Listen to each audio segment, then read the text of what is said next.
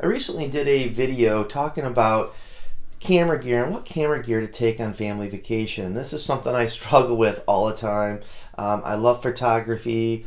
We walk around a lot on vacation, but I don't want to be, weighed down a lot with a bunch of camera gear. If it was a photo-centric vacation where I'm going to a destination and I'm setting up all my gear, that's a different story. But usually on family vacation, I'm running around trying to keep up with the family. But I still wanted to bring a decent kit as well. So I really settled on this. I settled on the 1855 kit lens and a Fuji X-T2, the 10-24 f4 wide angle, and a 35 f2. Now this is a small fast prime, or kind of fast prime, and then a couple batteries and a small flash unit and a few other things like a travel tripod just in case. Now, if you also watch my channel, you'll notice that I recently picked up a camera that I really mostly bought it for YouTube.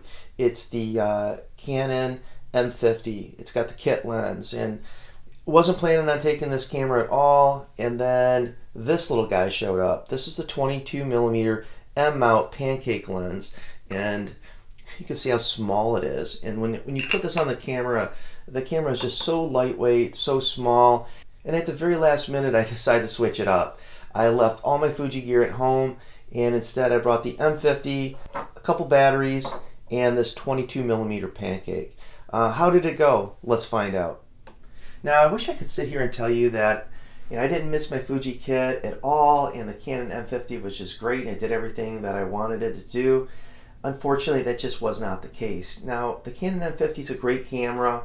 If you guys have it, don't feel bad about your purchase. It does offer a lot for your money.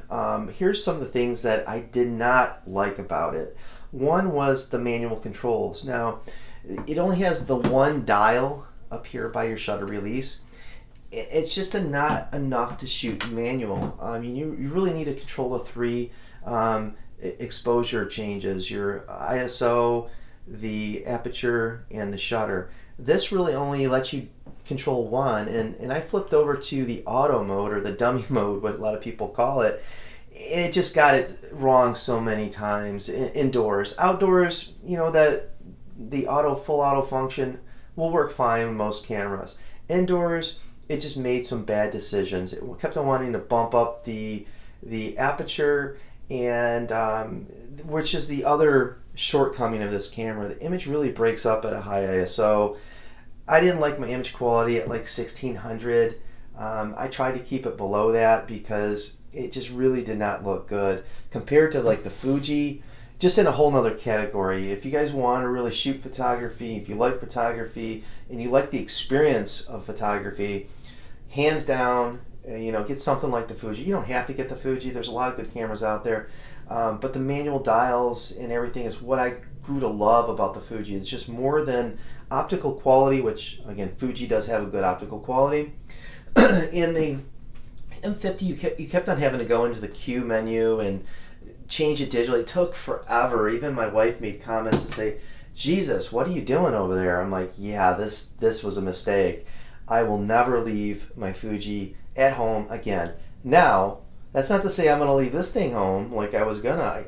I think next time I'll probably bring two. I didn't want to do that, but I probably will. But let me talk a little bit more about what I didn't like about the Canon as a travel camera, and some things that I really did like about the Canon M50 as a travel camera.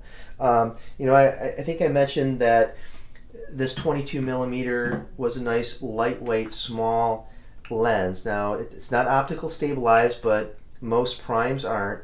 Look how tiny this thing is. When I put this on the Canon M50, and this is the kit lens, it's the 15-45. This thing is so tiny. I just walked around with this. Very similar to like a point and shoot size. The optical quality out of that 22mm prime is very good. Corner to corner, it's not like Fuji good, but it's very, very good. It's acceptable in my image quality category. And the kit lens, not so much. It's not a very fast lens, meaning it doesn't let a lot of light in. It's not too sharp. There's a lot of shortcomings. I thought it was going to be better than it actually is. It's not bad. I'd still pick it up for almost free. It's just not that good. So since it's not image stabilized, it's like, you know, what am I going to do for video? One of the big reasons why I took this camera along is I wanted to do more video than photography, and I wanted the video to be very seamless. And this is one of the big reasons. This little red button, I know Sony has it and I miss it on the Sony. This button will let you shoot, if you set it that way, video, just auto everything. And if you're a video guy, that's probably like, you know, don't do that, it's going to be horrible. But when you're on family vacation and you just need to capture that moment, you can't do it with the Fuji. You have to sit there and change all your settings back to video. Sometimes you just need to grab that moment, and this will do auto everything. This is dummy video mode. You can be in manual mode taking your picture, and all of a sudden you see the moment, hit that red button, boom, you're taking the video, and then hit it again and no more video. And the autofocus is great. One of the best. I don't really have that big of a problem with autofocus on the Fuji shooting video. Now, it's not the Canon, and this is that dual pixel autofocus, which is like voodoo, but in the Fuji it's not bad. The Canon, the autofocus on this 22mm prime lens was great, and this focal length, Canon has a weird sensor. This is more of like the 23mm that the Fuji would have. It's an f2, which is fairly fast. It's not the f1.4s or the 1.2, so it lets a decent amount of light in. And since it's not image stabilized, Canon has this feature called digital IS, and you'll see videos on YouTube how it's just horrible. You get this wonking back and forth, and you're right. Yeah, if you're walking around doing a vlog and you got this thing in digital IS, it's going to look like hell. But if you just want to sit and handhold it and capture that moment, that video moment, it does great. I'll totally recommend it. The 22mm is good. It does crop in a little bit. You lose just a little bit of image quality, but what it does is it takes all those micro jitters out. And I can handhold this 22mm. Again, this is like a 23 in a Fuji, and it looks solid as a rock. It doesn't have all those little micro jitters back and forth. Now, you can't walk around with it, but if you just want to, without a hot tripod, just to grab it and hold it and capture that family video, phenomenal. And I'll go ahead and give you guys some samples around that.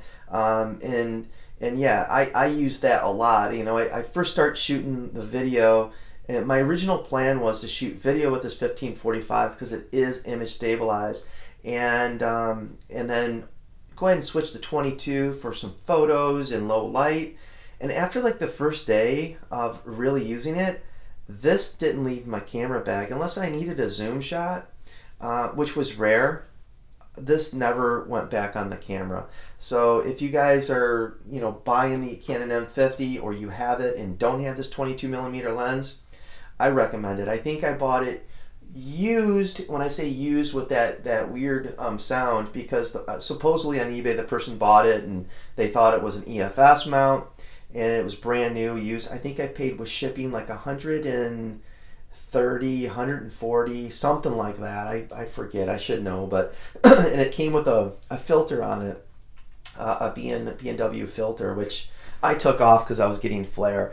But as a walk around camera, it's lightweight. I mean, look at the battery size even. I mean, it's even in every way. It's really nice and lightweight, portable, and the battery life was fairly good. I never needed more than 2 batteries.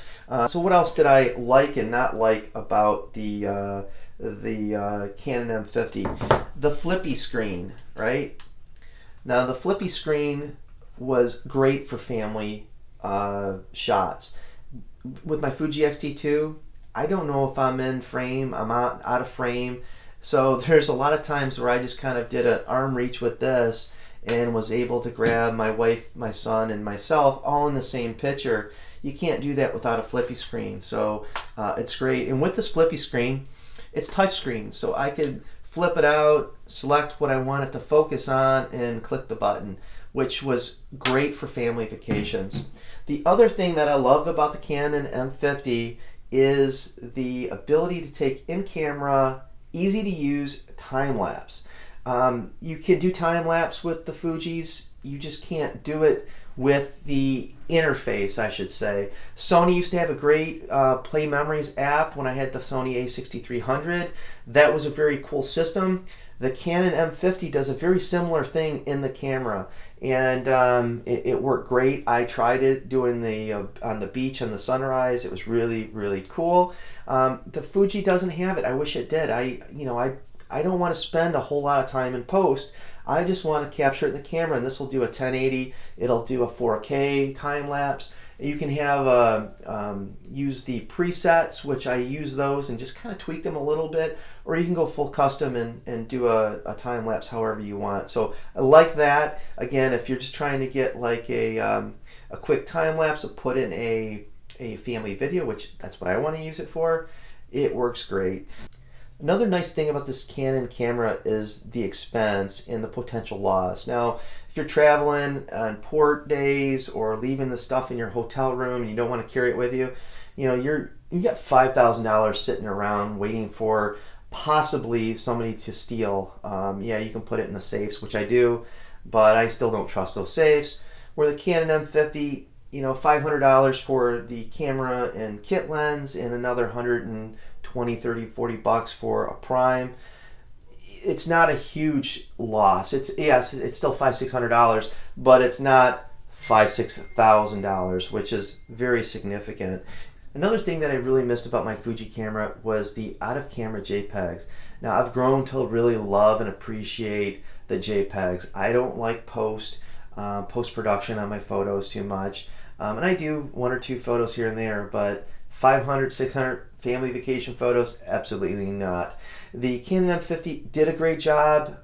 The picture quality was good, just not in the same ballpark as my Fuji. So to wrap this video up, guys, the Canon M50, it did a good job. I am just not going to leave my Fuji kit at home anymore. It doesn't matter if I'm going to be hiking up in the mountains or just going to a kid's birthday party. The Fuji is going to be with me. And sometimes I might bring the Canon M50 along for the ride. It offers some cool things that Fuji doesn't to this point. Maybe the X-T4, they give us that flippy screen, in-body stabilization, and all that. Yeah, I'll be all in. But until then, I might drag this little M50 around with me and have something else to kind of play around with and fill that gap and that need as I see fit. So thanks for watching. If you guys have any questions or want to see a particular video, leave it in the comments. And thanks for watching.